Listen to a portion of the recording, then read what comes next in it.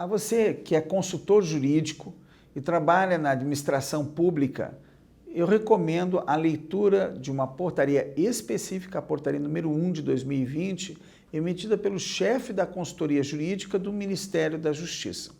Nessa portaria, o chefe da consultoria jurídica define claramente as atribuições do órgão.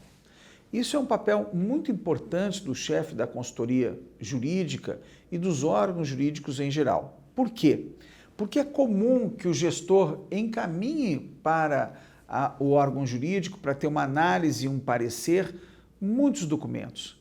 E muitas vezes esses documentos não guardam coerência com a necessidade de exame mais aprofundado em razão, por exemplo, do princípio da economicidade.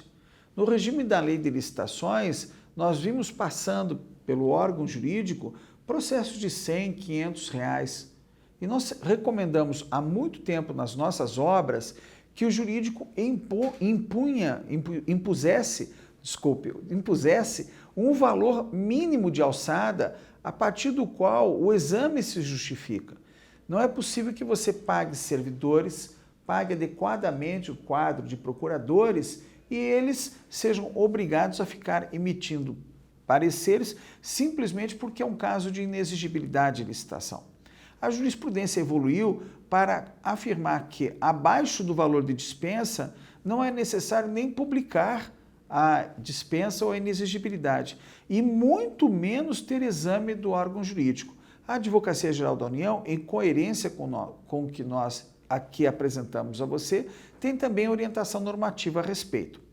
Pois muito bem, além disso, é importante lembrar o artigo 42 da Lei 9784 de 1999.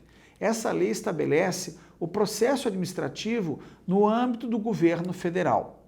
Todos os processos administrativos do governo federal se regem por essa lei. E o Superior Tribunal de Justiça, inclusive, estabeleceu que, na ausência de norma própria no Estado, no município, aplica-se essa lei. E o que diz o artigo 42? Ele estabelece o prazo para emissão de parecer. Essa história de mandei para o jurídico e não volta mais, não pode existir. E se você que trabalha no órgão jurídico está assoberbado de trabalho, não é que você está com muito trabalho e tem pouca gente, é porque você não está gerindo adequadamente o seu órgão.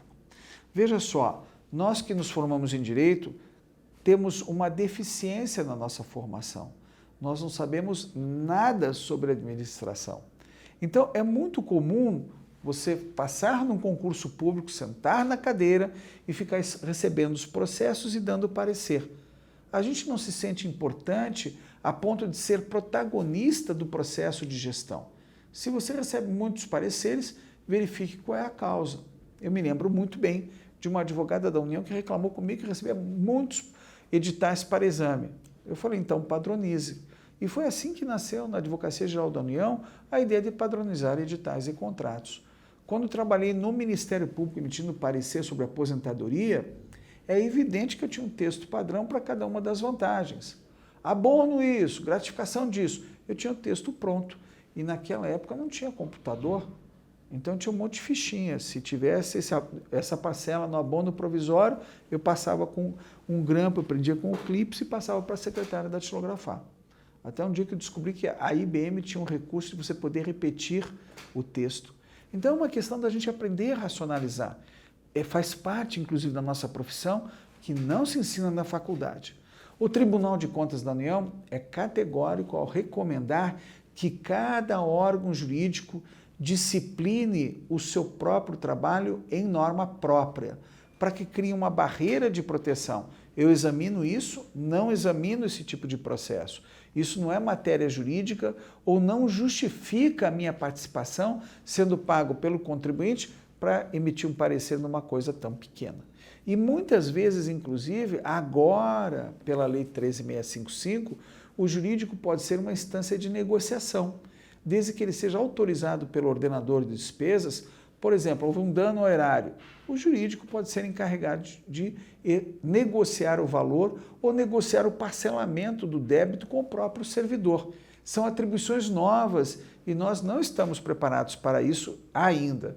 mas eu tenho certeza que você vai aceitar esse desafio para melhorar. Essa portaria é um bom exemplo para você começar a melhorar a gestão do seu órgão.